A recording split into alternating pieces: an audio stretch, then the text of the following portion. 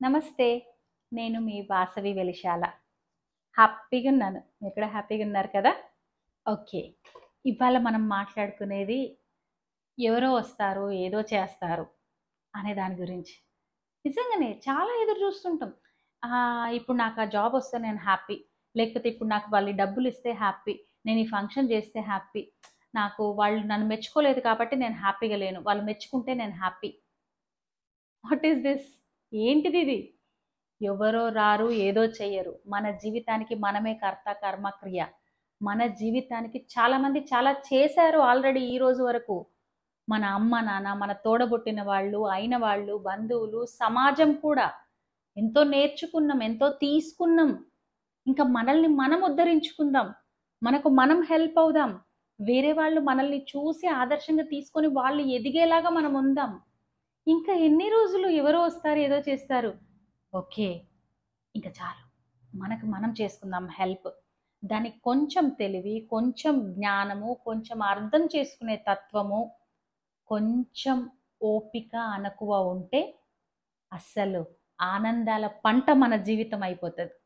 మన దగ్గరే ఉన్నాయి అన్నీ. మనమే మర్చిపోతుంటాం. ప్లీజ్ మనం హ్యాపీగుందాం. అసలు నిన్న సిట్యుయేషన్ ఒకటి ఎంత అసలు భలే గమ్మత్తనిపిచ్చింది. ఫ్రెండ్ వాళ్ళ పాపకి జాబొచ్చింది. ఆ అమ్మాయి ఆల్రెడీ జాబ్ చేస్తుంది. కొత్త జాబ్‌కి అప్లై చేసింది. వచ్చింది. "ఏంటమ్మా కొత్త జాబ్ పరిస్థితి" అంటే 80% వరకు ఓకే ఆంటీ అంట. 80% మ్యాన్ 80% అంటే ఏమనుకుంటుండ్రు? 20% 30% ఉన్నా చాలు మేము పరిగెత్తుకొని ఆ జాబ్ చేస్తాం అనే వాళ్ళు లక్షల మంది ఉన్నారు బయట. 80% నీకక్కడ మంచిగుంది అనుకున్నప్పుడు 20% అన్నా నువ్వు తెచ్చుకోవాలి కదా! నీ ఎఫర్ట్ కావాలి కదా! ఇంకా ఏదో కావాలి. అట్లా కాదు.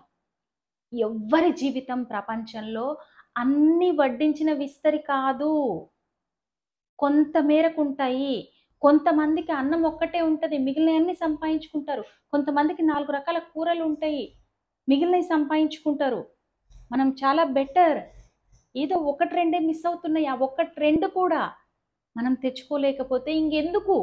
అన్ని రకాల తిని, పండుకొని కంఫర్ట్‌గా ఉంటే ఇంకేం వద్దా మనకి?